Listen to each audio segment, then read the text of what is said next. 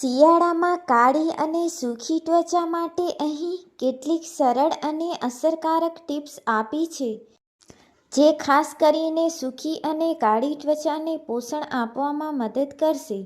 ત્વચાની સંભાળ માટેની ટિપ્સ. નિયમિત મોઇશ્ચરાઇઝિંગ. દિવસમાં 2 વાર સવારે અને સૂતા પહેલાં જાડું અને ક્રીમી મોઇશ્ચરાઇઝર લગાવો. શિયાળામાં શરીરનું માખણ અથવા નાળિયેર તેલ જેવું જાડું લોશન વાપરો. નહાવા પછી ત્વચા સહેજ ભીની હોય ત્યારે મોઇશ્ચરાઇઝર લગાવવાથી તે વધુ સારી રીતે શોષાય છે. હૂંફાળા પાણીનો ઉપયોગ.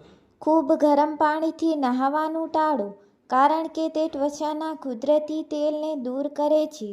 હૂંફાળા પાણીનો ઉપયોગ કરો અને નહાવાનો સમય ટૂંકો રાખો. હળવા સાબુનો ઉપયોગ. કઠોળ અથવા સુગંધિત સાબુને બદલે ગ્લિસરીન અથવા ક્રીમ આધારિત હળવા ક્લેન્ઝરનો ઉપયોગ કરો. સનસ્ક્રીન ભૂલશો નહીં.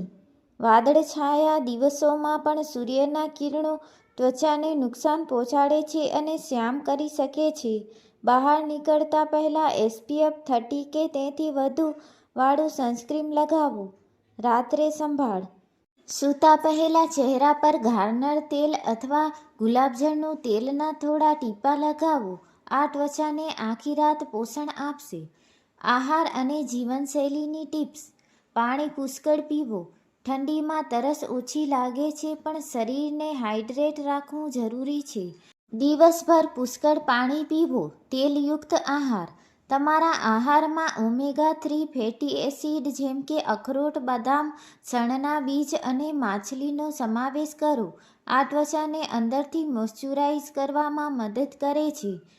ઠંડી હવાથી રક્ષણ મેળવવા માટે મોજા, સ્કાર્ફ અને ટોપી પહેરો અને ઊનના કપડાં સીધા ત્વચાના સંપર્કમાં આવે તે પહેલાં કોટનનું અંદર લેયર પહેરો. ઘરેલું ઉપચાર. મધ અને દૂધ.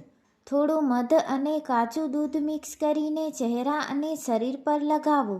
15 મિનિટ પછી ધોઈ નાખો. આ ત્વચાને નરમ અને ચમકદાર બનાવશે. બેસન અને હળદર. બેસન, દહીં અથવા દૂધ અને ચપટી હળદર મિક્સ કરીને પેસ્ટ બનાવો.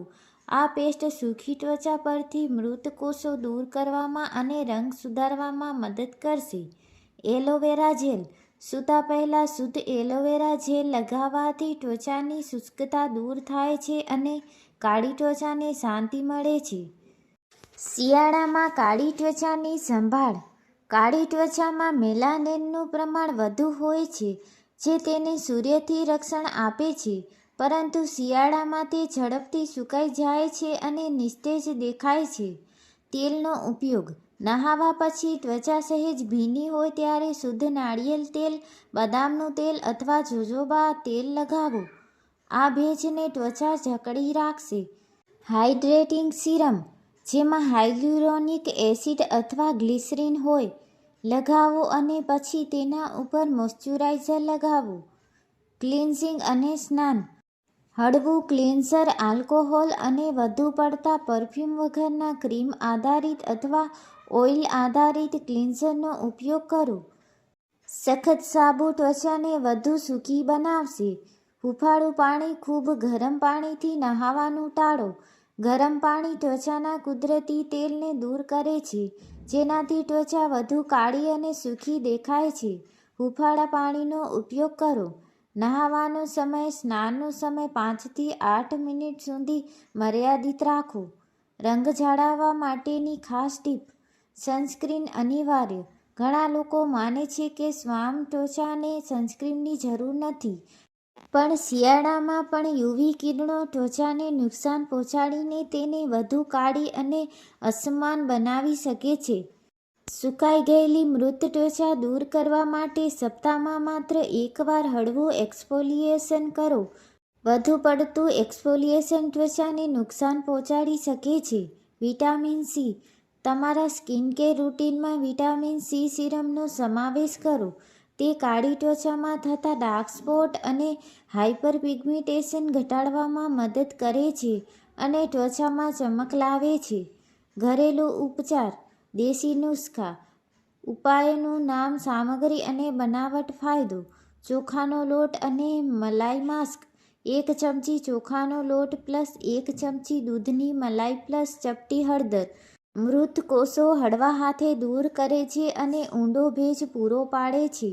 એલોવેરા અને ગ્લિસરીન 1 ચમચી એલોવેરા જેલ પ્લસ 4-5 ટીપા શુદ્ધ ગ્લિસરીન રાત્રે સૂતા પહેલાં લગાવો.